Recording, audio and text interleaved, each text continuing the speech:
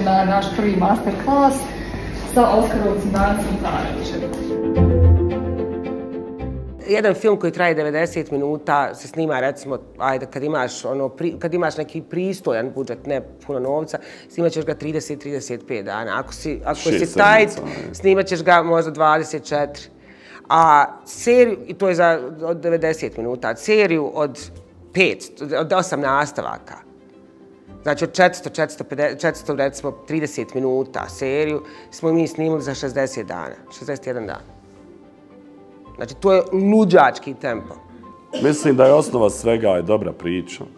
S tim sve kreće. Ako nemate dobru priču, ne možete napraviti dobar film, da se razumijemo. Znači scenarij je uvijek osnova svega, koju onda date glumcima, koju oni onda naprave da bude to što jeste. Sve ovo ostalo je u funkciji te dvije stvari. U funkciji priče i u funkciji glumaca. I režija je u stvari da nađeš najtačnije, najbolje rješenje da se ta priča ispriča.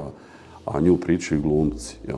Priča sam poslije i u montaži, i u zvuku, i u muzici, sve to. Ali to su elementi koji samo nekako potpunjuju nadogradnja glumačke, u stvari, izvedbe.